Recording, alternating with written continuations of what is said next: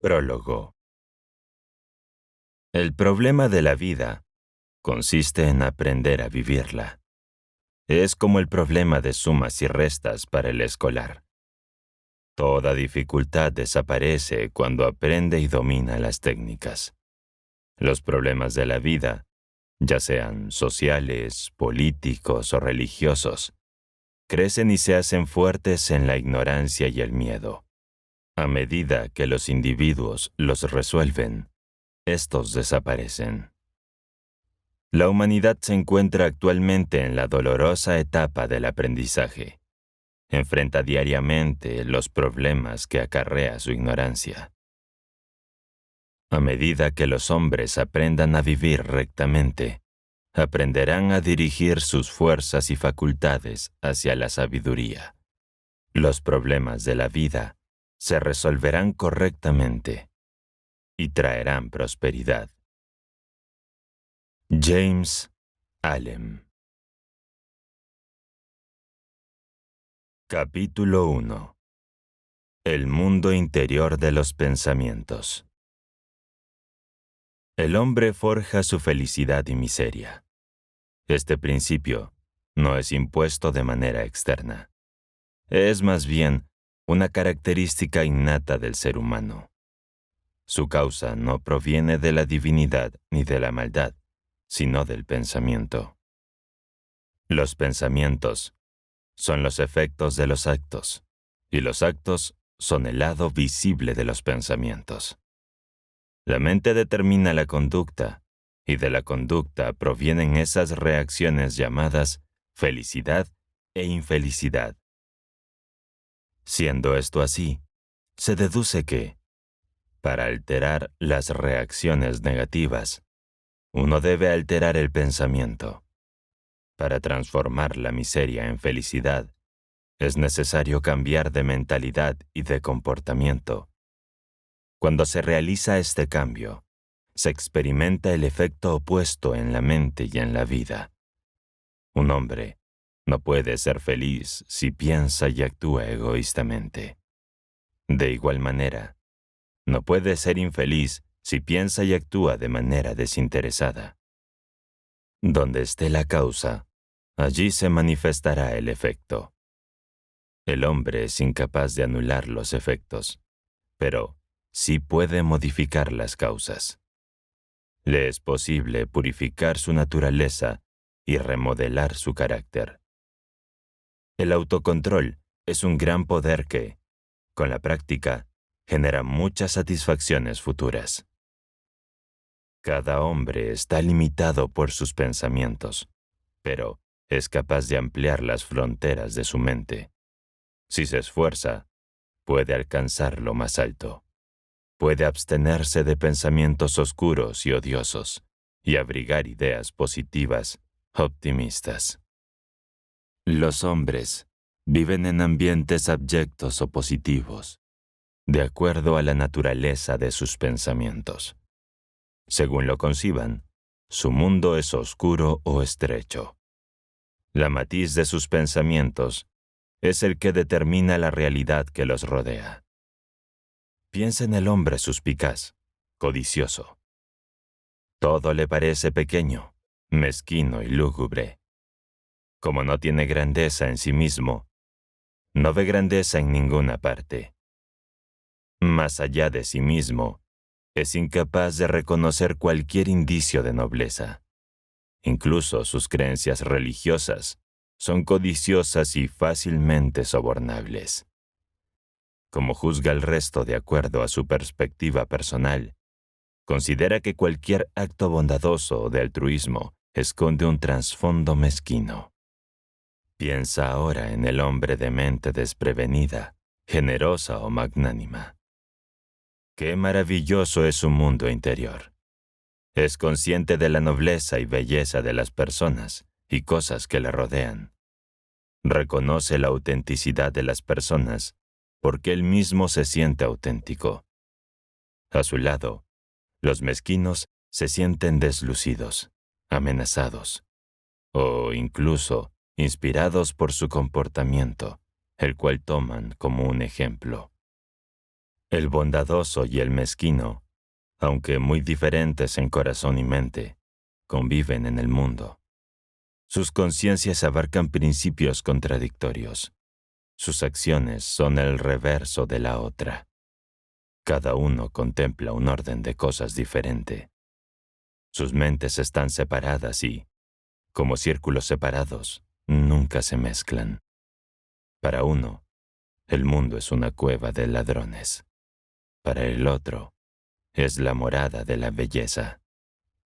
Uno siempre está en guardia, desconfiando de todos, y el otro está dispuesto a conocer y ayudar a su prójimo. Está abierto al talento, a la belleza, a la bondad. De su corazón brota nobleza, y ésta se ve reflejada en el aprecio y cariño que sus amistades y familiares le profesan. ¿Acaso las jerarquías sociales no son más que meras esferas de pensamiento y modos de conducta? La clase trabajadora puede quejarse de esa jerarquización, pero no por eso la cambiará. No existe un método para equiparar estados mentales carentes de afinidad.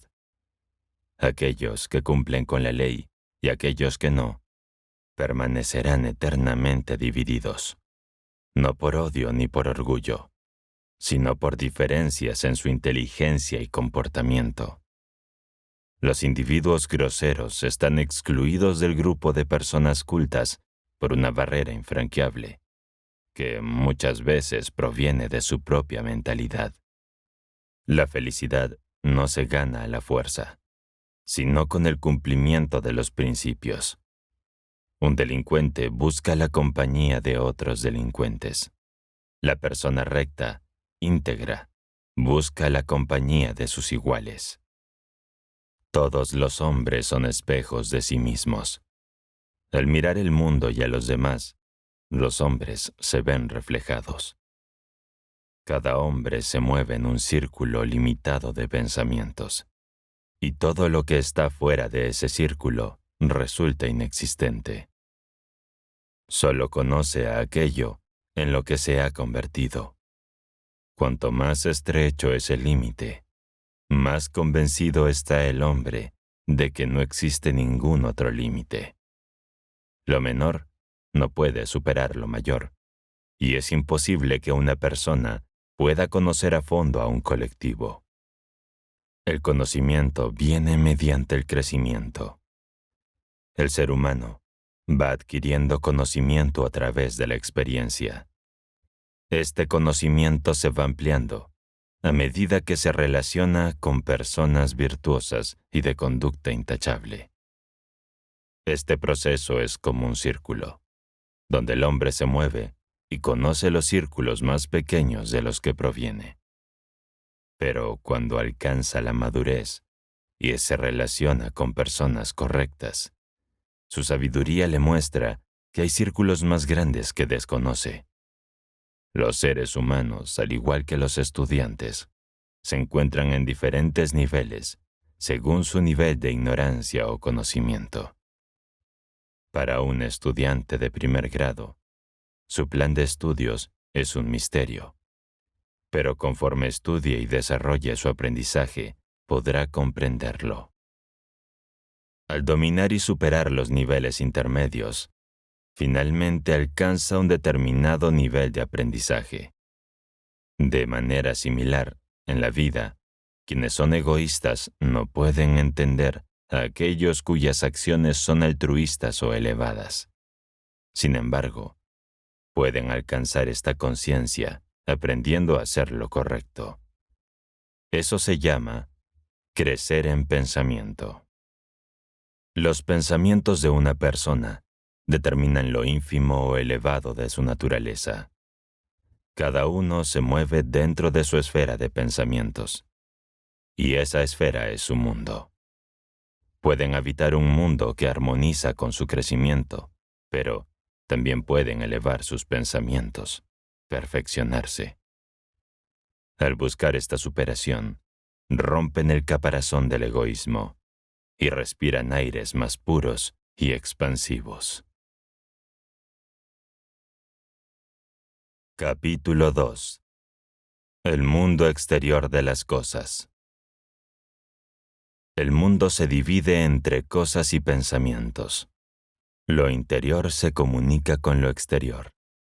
Lo mayor abarca lo menor. La materia es contrapartida de la mente. Los acontecimientos reflejan los pensamientos. Las circunstancias son combinaciones de pensamiento. Las condiciones externas y las acciones están íntimamente relacionadas con sus propias necesidades. El hombre forma parte de su entorno. No está separado de sus semejantes, sino ligado a ellos a través de los hechos, a través de las leyes fundamentales del pensamiento humano. No es posible cambiar las cosas para que se adapten a los deseos y caprichos personales, pero sí es posible dejar de lado esos caprichos. También se puede modificar la actitud mental, de tal manera que éstas tomen un aspecto diferente. No es posible controlar las acciones de terceros, pero sí es posible modificar las de uno mismo. Eliminar las circunstancias que nos rodean es imposible, pero podemos adaptarnos a ellas y así expandir el horizonte mental. Las cosas siguen a los pensamientos, por lo que, al modificar los pensamientos, alteramos los resultados. Para reflejar una verdad, debemos contar con un espejo verdadero. Un cristal deformado solo nos daría una imagen distorsionada. De igual manera, una mente perturbada solo ofrece un mundo distorsionado. Si se organiza la mente, el resultado será una imagen más ordenada del universo, es decir, una percepción mejorada del mundo. El hombre tiene un gran poder dentro de su propia mente, pero su poder sobre el resto de mentes está limitado y condicionado. Cuando reflexionamos acerca del mundo de los hombres y las cosas, entendemos que existen multitud de unidades individuales. Estas unidades no actúan de forma independiente, sino que se comunican y responden. Cada una de mis acciones tiene un efecto en mis semejantes, quienes de alguna manera recibirán sus efectos. Si lo que hago es una amenaza para ellos, adoptarán medidas de protección. Como el cuerpo humano expulsa toxinas, así la sociedad expurga sus amenazas. Los actos incorrectos son males infligidos a la sociedad. Esta causa y efecto éticos son idénticos a cualquier acción y reacción de la naturaleza. No es más que una extensión de la misma ley. Ningún acto es aislado.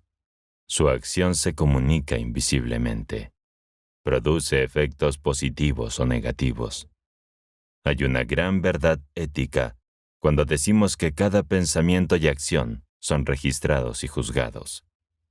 Este principio, que tus actos no solo son de tu propiedad, sino también de la humanidad, afirma que eres impotente, que puedes modificar y corregir las causas internas. Por esta razón, se entiende que el perfeccionamiento de los actos es un deber elevado, uno de los mayores logros del ser humano. Hagamos esto rápido. Si te agrada el contenido de este canal y te ha sido de ayuda, ¿podrías darle clic al botón de suscribirse? Con esto, ayudarás a una persona más a encontrarse con esta comunidad. Que quieras ayudar a otros nos hace saber que eres uno de nosotros. Gracias y volvamos al audiolibro. El anverso de esta verdad, que eres impotente para evitar los hechos externos, es que, si así lo decides, los eventos externos no pueden herirte. La causa de tu opresión o liberación está en tu interior. Las heridas sufridas, a causa de ellos, además, en verdad provienen de tus propias acciones. Son el reflejo de tu actitud mental. Si ellas son los instrumentos, tú eres la causa. Los actos que han madurado forman el destino de la persona, el fruto de la vida, ya sea amargo o dulce. Lo recibe cada hombre en su justa medida. El hombre que es justo es libre. Nadie puede herirlo ni socavarlo, y mucho menos robarle su paz interior. Su actitud hacia los hombres, nacida de la comprensión, bloquea cualquier daño. Cualquier herida que intenten infligirle, rebota sobre ellos mismos. El bien que procede de él es perenne, pues tiene una raíz que se sustenta en la serenidad. El daño que uno siente tras una acción externa no se encuentra en la acción en sí misma, sino en la actitud mental del hombre. Por ejemplo, si alguien difama a otra persona, el daño y la infelicidad que resultan no provienen del acto en sí, sino de la percepción del hombre difamado. El hombre puede pensar que la difamación dañará su carácter de manera permanente, pero el acto en realidad solo daña a quien lo comete. Al pensar que ha sido perjudicado, la víctima se siente infeliz y se esfuerza por contrarrestar el supuesto daño. Pero esto solo ayuda a obstaculizar la verdad. La inquietud que siente el hombre, por tanto, son creadas por la percepción que tiene del acto, pero no por el acto en sí mismo. Para superar estos males, el hombre debe entender los siguientes. Estos pensamientos que dicen, he sido herido, o he sido engañado, o he sido insultado, indican que existe una falta de comprensión de la verdad. La persona debe comprender que está por encima de la oscuridad mental, que estos actos no pueden herirlo o perturbarlo más de lo que uno puede herir al sol tapándolo con un dedo. Por lo tanto, comprender la verdad libera al hombre del sufrimiento causado por su errónea percepción de los actos externos. Lo mismo ocurre con la conducta y las acciones de los demás, que en sí mismas no son ni buenas ni malas, sino solo reflejos del estado emocional o psíquico de la persona. Las personas suelen imaginar que harían grandes cosas si no estuvieran obstaculizadas por las circunstancias, por falta de dinero, falta de tiempo, pero en realidad no están obstaculizadas por nada. Su mente tiene un poder que no posee, y no se somete a ellas, sino a su opinión sobre ellas. Es decir, a un elemento débil de su naturaleza. Lo que obstaculiza el deseo es la falta de una actitud mental correcta. Cuando considera sus circunstancias como estímulos, cuando ve que sus llamados obstáculos son los mismos escalones que ha de subir con éxito hacia su logro, entonces se origina la invención, y los obstáculos se transforman en piezas que ayudan al desempeño. El hombre es el factor más importante. Si su mente está sana y correctamente sintonizada, no se quejará ni lloriqueará por sus circunstancias, sino que se levantará y las superará. Quien se queja de sus circunstancias aún no es un hombre, y la necesidad continuará pinchándole hasta que adquiera la fuerza necesaria para hacerlo. Las circunstancias son severas con los débiles y un medio de avance para los fuertes. No es el exterior, sino nuestros pensamientos los que nos atan o liberan. Forjamos nuestras propias cadenas y cárceles, o soltamos nuestras ataduras y por fin nos liberamos. Si mi entorno es poderoso para atarme, ese pensamiento me mantendrá atado. Si pienso que puedo elevarme por encima de lo que me rodea, ese pensamiento me liberará. Uno debe preguntarse, ¿estoy en un camino de la esclavitud o de la liberación? Debe entonces abandonar los pensamientos que lo atan y elegir los que lo liberan. Si nuestros semejantes nos parecen temibles, entonces sí que estaremos atados, pues no podremos conocer la felicidad interior, la libertad de los justos. Si nuestros pensamientos son puros y libres, si ante las penas y reveses de la vida dejamos de sentirnos amedrentados y pensamos que son una oportunidad para progresar, no hay nada que nos impida alcanzar los objetivos de nuestra vida, pues nos habremos convertido en seres libres. Capítulo 3. El hábito, su esclavitud y su libertad. El hombre está sometido a la costumbre. Entonces, ¿es libre? Sí, sí es libre. El hombre no ha creado la vida y sus leyes, porque éstas son eternas. El hombre se encuentra implícito en ellas y puede comprenderlas. El hombre no puede crear leyes del ser. El hombre no crea ni una pizca de las condiciones o leyes universales. Él las descubre, pero no las crea.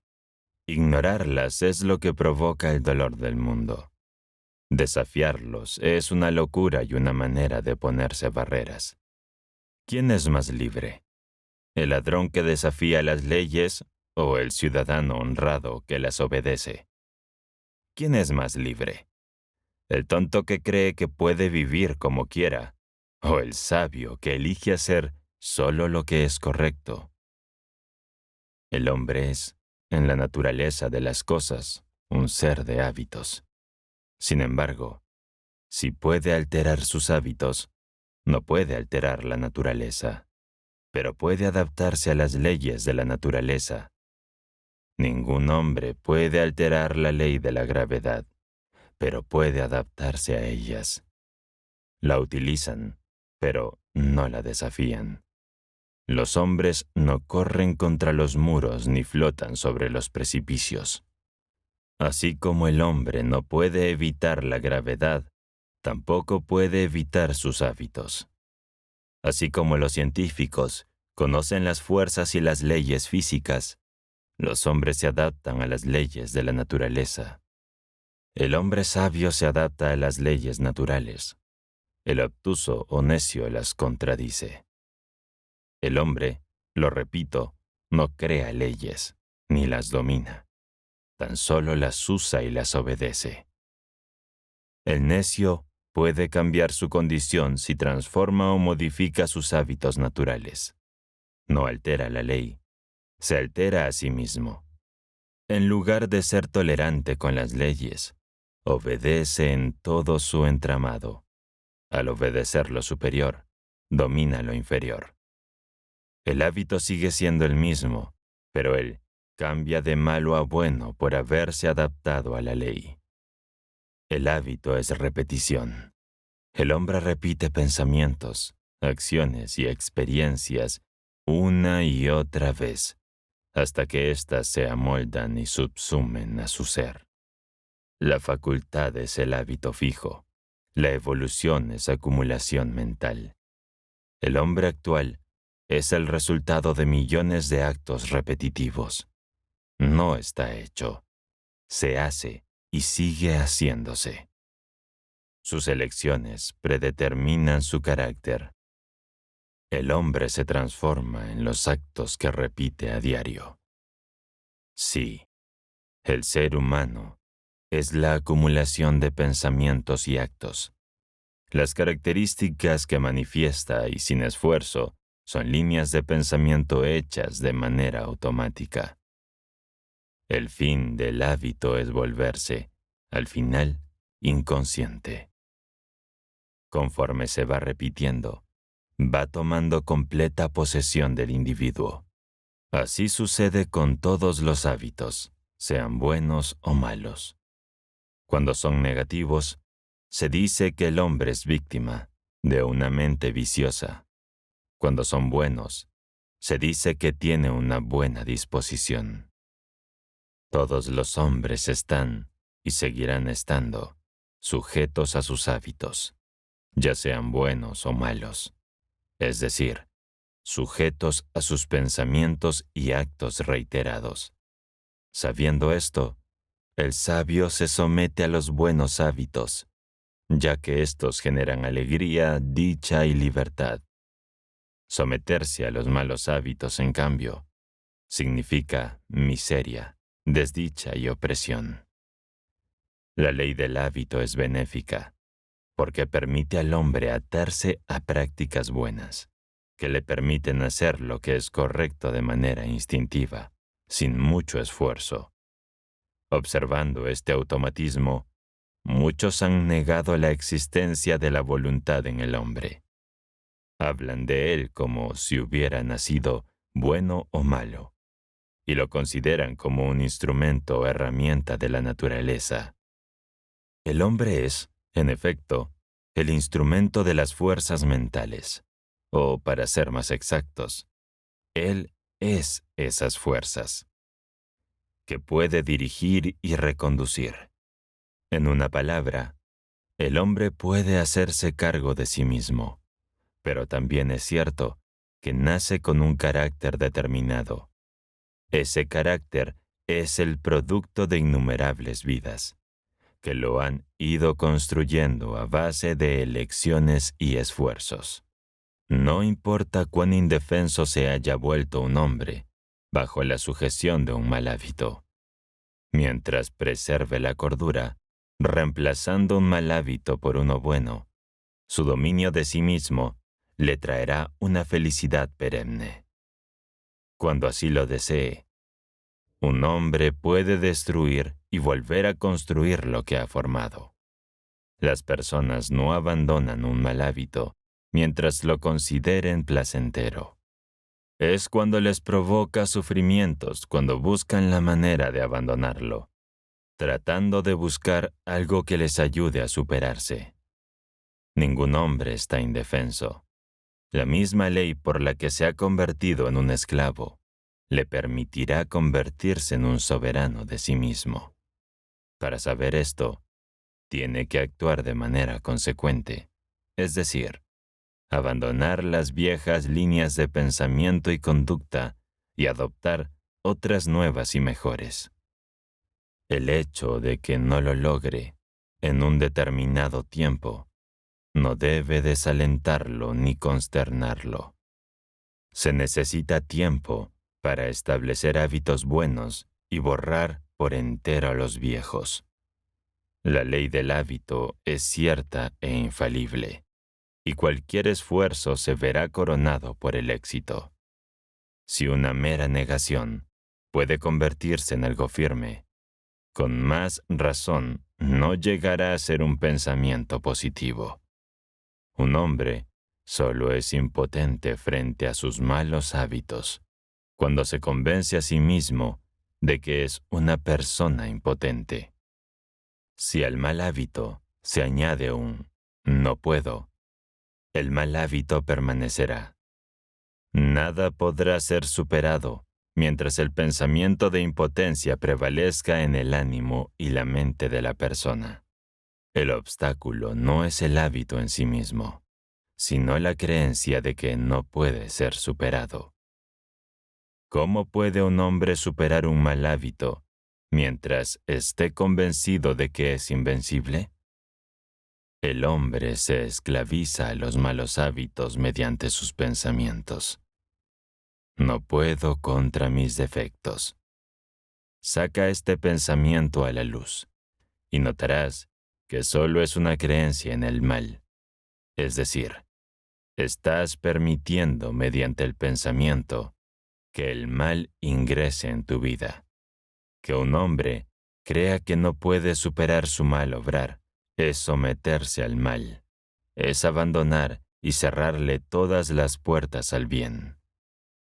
La creencia y pensamientos de una persona pueden tener un gran impacto en su vida. Al cambiarlos, pueden liberarse de la opresión mental en la que se encuentran. La persona es responsable de su libertad y puede liberarse de los pensamientos que lo limitan, como el no puedo hacerlo, En lugar de buscar ayuda externa, busca dentro de sí mismo y se encuentra en los buenos pensamientos y acciones. Los pensamientos negativos, como el no puedo, son creaciones de la mente y no existen en realidad. La persona, en efecto, es responsable de su propia liberación de su actitud mental. Las negaciones son pensamientos dañinos y deben ser eliminados. En su lugar, debe cultivarse el pensamiento positivo del yo puedo. Este pensamiento debe ser desarrollado hasta que, como un árbol que da frutos beneficiosos, se convierta en un hábito arraigado. Nuestros hábitos nos obligan o liberan, y comienzan principalmente en nuestra mente y luego en nuestras acciones. Si cambiamos los pensamientos de negativo a positivo, obtendremos una mayor libertad. Si persistimos en los malos hábitos, nos ataremos más y más. En cambio, si buscamos libertad, primero debemos liberarnos de nuestros defectos más atávicos. La elección es nuestra. Capítulo 4. Condiciones corporales. Existen hoy en día decenas de escuelas dedicadas a la sanación del cuerpo, un hecho que demuestra la gran prevalencia del sufrimiento físico, como los cientos de religiones dedicadas al consuelo de las mentes de los hombres, demuestran la universalidad del sufrimiento mental. Cada una de estas escuelas se dedica al estudio de cómo aliviar el sufrimiento, pero casi nunca logran erradicar el mal. La enfermedad y el dolor permanecen con nosotros, al igual que el pecado y el dolor permanecen a pesar de las religiones. La enfermedad y el dolor, como el pecado y la tristeza, están demasiado arraigados para ser tratados con paliativos. Nuestras dolencias están profundamente arraigadas en la mente. No es que afirme que las condiciones físicas no tengan parte en la enfermedad, pues desempeñan un importante papel como instrumentos en la cadena de causalidad.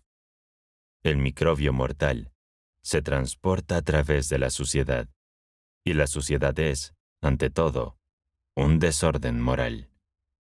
La materia es mente visible, y ese conflicto corporal que llamamos enfermedad tiene una afinidad causal con el pecado. En su actual estado humano o autoconsciente, la mente está continuamente perturbada por deseos conflictivos y atacado por elementos mórbidos. Se encuentra en un estado de disonancia mental y malestar corporal. Los animales en su estado salvaje y primitivo están libres de enfermedades porque están en armonía. Están en su entorno, no tienen moral ni sentido del pecado, y están libres de remordimiento, pena, decepción, etc., que son tan destructivas de la felicidad humana. A medida que el hombre asciende a un estado divino, dejará atrás todos estos conflictos internos, superará el pecado y disipará el remordimiento.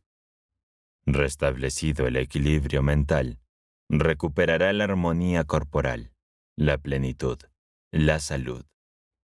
El cuerpo es el reflejo de la mente, y en él se trazan los rasgos visibles de los pensamientos ocultos.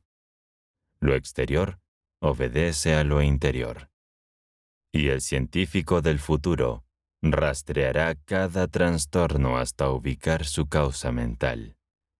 La armonía mental, o la integridad moral, contribuye a la salud corporal. Digo favorece, porque no la producirá mágicamente, por así decirlo. Pero si la mentalidad es más equilibrada y descansada, entonces se está estableciendo una integridad corporal. Las fuerzas se conservan y reciben una mejor dirección y ajuste, E incluso si no se obtiene una salud perfecta, el trastorno corporal habrá perdido su poder para socavar la mente. El que sufre corporalmente no se curará de inmediato cuando comience a fortalecer su mente con los principios morales y armoniosos. De hecho, mientras el cuerpo esté en crisis y librándose de anteriores aflicciones, el mal parece intensificarse. Cuando una persona comienza a seguir un camino recto, no obtiene inmediatamente la paz. En la mayoría de los casos, tendrá que pasar por un periodo doloroso. De manera similar, no se puede lograr una salud perfecta de inmediato, a menos que haya excepciones raras. Se requiere tiempo para que el cuerpo y la mente se ajusten y se acerquen a una buena salud. Si se fortalece la mente, la condición física disminuirá y será menos relevante que como muchos la consideran. Aunque no se cure el trastorno, la mente puede superarlo y negarse a ser dominada. Es posible encontrar felicidad, fuerza y utilidad, a pesar de cualquier limitación física. Creer que la salud corporal es imprescindible para una vida feliz es desmentida por el hecho de que muchos hombres talentosos en diversos campos han logrado grandes obras a pesar de sus enfermedades físicas. En ocasiones, las taras físicas estimulan la actividad mental, en lugar de obstaculizarla. Basar la calidad de vida en la salud corporal implica dar prioridad a lo material sobre lo mental, subordinando así al espíritu. Los hombres de mente fortalecida no se detienen a pensar en su condición corporal. La ignoran y siguen trabajando, como si no existiera. Ignorar el cuerpo no solo mantiene la mente sana y fuerte, sino que es el mejor recurso para curar el cuerpo. Si no podemos tener un cuerpo sano, podemos tener una mente sana, y una mente sana es el mejor camino hacia un cuerpo sano. Una mente enferma es más deplorable que un cuerpo descuidado. El enfermo mental se encuentra en una condición mucho más lamentable que el enfermo. Hay inválidos, todos los médicos los conocen, que solo necesitan reforzar su estado mental para descubrir así que su cuerpo es capaz. Es importante que abandonemos los pensamientos negativos sobre nosotros mismos y nuestra alimentación.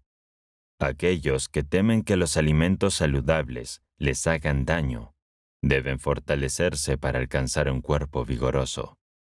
Creer que la salud del cuerpo depende de un alimento específico solo provocará trastornos. Los vegetarianos que rechazan las patatas, la fruta, las manzanas, las legumbres y las verduras por miedo a que les hagan daño, están minando la noble causa que defienden y haciéndola parecer ridícula.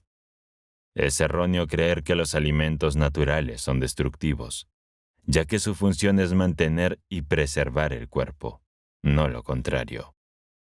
Quienes buscan la salud a través de la dieta creen que los alimentos más simples son malos para la salud. Es importante reconocer que nuestras enfermedades pueden ser causadas por nuestros propios errores, pensamientos y excesos. Refugiarse en los pequeños problemas y dolencias es una manifestación de debilidad. Pensar tanto en ellos conduce a hablar frecuentemente de ellos, y esto hace que se impregnen en la mente de manera irrevocable.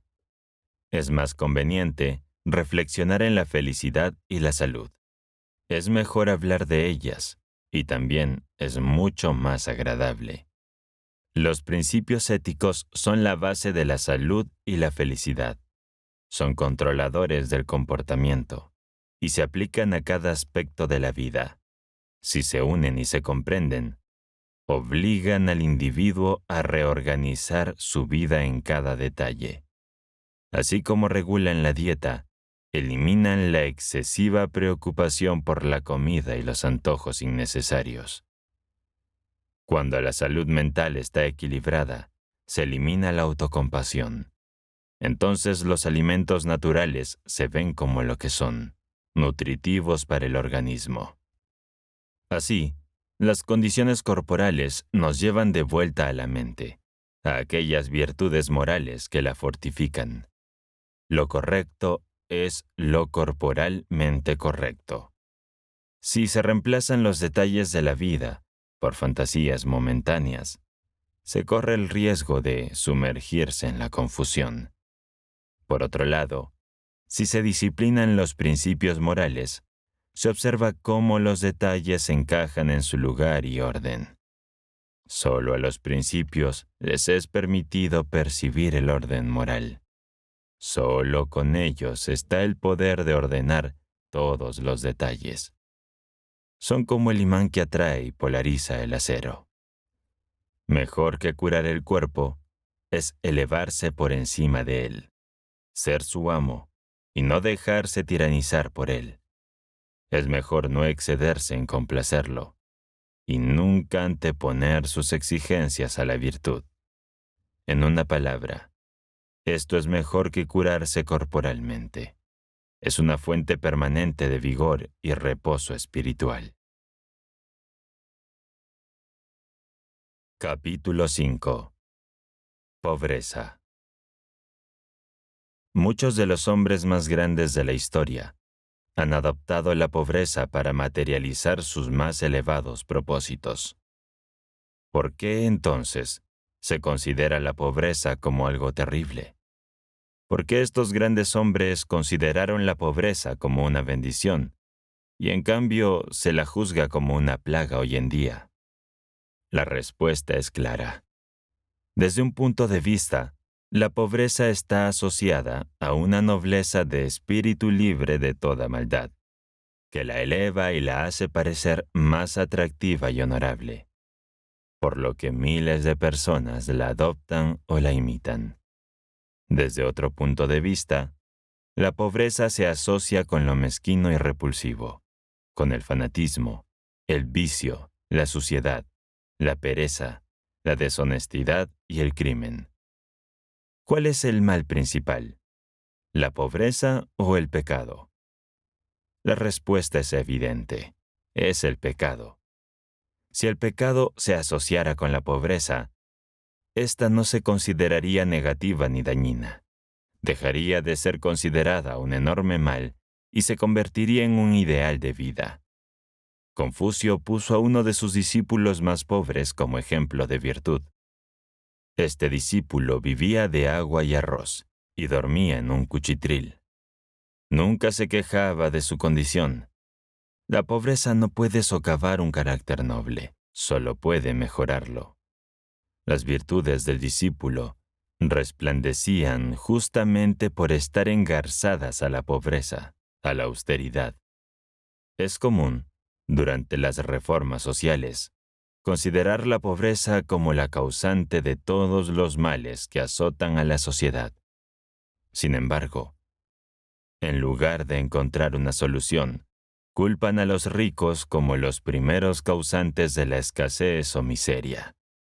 No obstante, si la riqueza fuera la causa de la pobreza y la degradación, todos los ricos serían inmortales.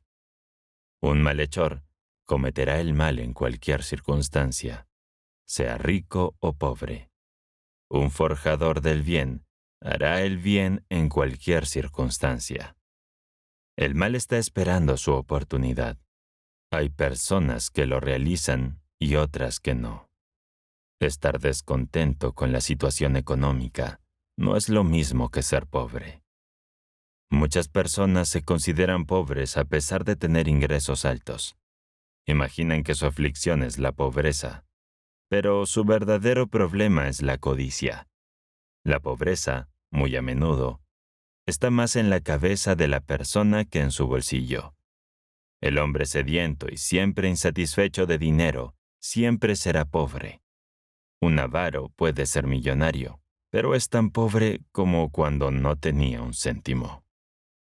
Por otra parte, el problema con quienes viven en la indigencia y la degradación es que están satisfechos con esa condición. Es deplorable vivir en la suciedad, el desorden, la pereza y la autocompasión, sean cual sean las circunstancias. La pobreza es como una condición mental, y su solución debe buscarse en la mejora del individuo desde dentro. Permite que un hombre se limpie y despierte por dentro, y no volverá a sentirse tranquilo en la suciedad y la inmundicia. Habiendo puesto su mente en orden, pondrá su vida en orden, y los demás verán que su vida ha cambiado. Hay, por supuesto, quienes nunca se autodegradan, y sin embargo son pobres. La mayoría de ellos están satisfechos con su pobreza. Son laboriosos y felices, y no desean otra cosa. Sin embargo, quienes son pobres y consideran que esa situación no les hace felices, deberían tomar la pobreza como un estímulo para el ejercicio de sus talentos y energías. Mediante la superación personal y la atención del deber, pueden ascender a la vida que idealizan. La devoción al deber es salir de esa pobreza que se considera restrictiva y encontrar un camino hacia la riqueza, es decir, hacia la perfección misma. En un sentido más profundo, está relacionada con todo lo que es mejor y más noble en la vida. Incluye la energía, el trabajo, el valor, la determinación y la confianza en uno mismo. Una vez le preguntaron a un hombre exitoso, ¿cuál es el secreto de tu éxito? Y él respondió, levantarme a las 6 de la mañana y ocuparme de mis propios asuntos. El éxito, el honor y la influencia siempre llegan a aquel que se ocupa de sus asuntos y evita interferir en la vida de los demás. Podría alegarse que la mayoría de los pobres, por ejemplo los obreros, no tienen tiempo ni ocasión de dedicarse a ningún trabajo especial. Esto es un error. El tiempo y la oportunidad están siempre a mano y en todo momento. Aquellos pobres antes mencionados, que se contentan con su situación, pueden ser muy diligentes en su trabajo y también ser hogareños. Pero aquellos que sienten que podrían ocupar mejor otra esfera, deben esforzarse en su tiempo libre. Los pobres que trabajan duramente son, sobre todo, las personas que necesitan economizar su tiempo y sus energías. El joven que desea salir de la pobreza debe dejar de ser pasivo y derrochar su tiempo en el alcohol, vicio sexual, fiestas, y debe dedicar sus tardes a educar su mente y prepararla para los fines que se ha trazado. Ese fue el método con el que los hombres más influyentes de la historia salieron de la pobreza. El tiempo es una oportunidad, que cuanto más profunda es la pobreza, mayor es el incentivo para la acción. ¿La pobreza es un mal o no lo es? Todo depende del punto de vista con que se le mire. Tolstói se quejaba de su riqueza. Para él era un gran mal y anhelaba la pobreza. El vicio, sin embargo, es siempre un mal, porque degrada al individuo que lo comete. Un estudio profundo de la pobreza nos llevará siempre al corazón humano. Cuando los reformadores sociales condenen el vicio como condenan a los ricos, podremos disminuir la degradación producida por la pobreza. Antes de que esa pobreza se elimine, el corazón humano habrá experimentado un cambio radical. Cuando ese corazón quede purgado de toda codicia y egoísmo, la pobreza y riqueza serán indistintas. Cada hombre cumplirá sus deberes con alegría y disfrutará del fruto de su trabajo en perfecta paz. Capítulo 6. El dominio espiritual del hombre. El hombre está destinado a gobernar su propia mente y vida. Sin embargo, el hombre no está separado del universo. No está confinado solamente en sí mismo. Por el contrario, está relacionado íntimamente con la humanidad, con la naturaleza y con los acontecimientos que lo rodean. Así, dominando la vida y la mente, uno domina el conocimiento. El hombre consigue profundizar en el conocimiento del corazón humano, al distinguir entre el bien y el mal. Actualmente, los hombres están bajo el dominio de pensamientos sediciosos, y luchar contra estos significa una lucha constante por el conocimiento. Los insensatos piensan que solo conquistando las cosas externas podrán encontrar satisfacción en sus vidas. La idea de que la externalidad no puede hacerte feliz de manera permanente es algo que los sabios siempre han entendido bien. No puedes solucionar los problemas de tu cuerpo con parches. Necesitas dominar tus propias debilidades y encontrar la felicidad a través de la virtud. Para lograr esto, se debe dejar atrás el pecado y fortalecer el cuerpo y el espíritu. El hombre puede dominarse y ser el dueño de sí mismo. Mientras no sea así, su vida será imperfecta. Al dominar su espíritu, puede dominar sus fuerzas mentales y naturales. El cuerpo no tiene poder casual. Dominar el apetito y las pasiones es mental. Durante mucho tiempo el hombre se ha considerado esclavo de las fuerzas externas, pero el tiempo le ha hecho ver otra cosa, que durante todo este tiempo solo ha sido esclavo de sí mismo. Aprende que, controlándose, deja de ser un servidor de sus deseos y apetitos. Elevándose así y trabajando en su propio dominio, descubre que puede compararse con aquellos grandes hombres de la historia que consiguieron superar la ignorancia, la oscuridad y el sufrimiento mental. Capítulo 7. Conquista, no renuncia. Quien ha decidido superarse a sí mismo, no se resigna a lo malo, solo se somete a lo que es bueno. Tolerar el mal es la más baja debilidad. Es una negación directa del bien, pues eleva el mal a la posición de poder universal. Tal sumisión no hace más que exponer egoísmo y miseria. Asimismo, demuestra una vida desprovista de fuerza contra la tentación. El hombre no está hecho para la resignación y la tristeza eternas, sino para la victoria y la alegría. Las leyes espirituales están a favor del hombre bueno, porque el bien preserva y escuda. No hay leyes que protejan lo abyecto. En la actualidad, la educación no ofrece herramientas para alejar a la persona del mal. Incluso los líderes religiosos han perdido la práctica, por lo que no pueden enseñarlo.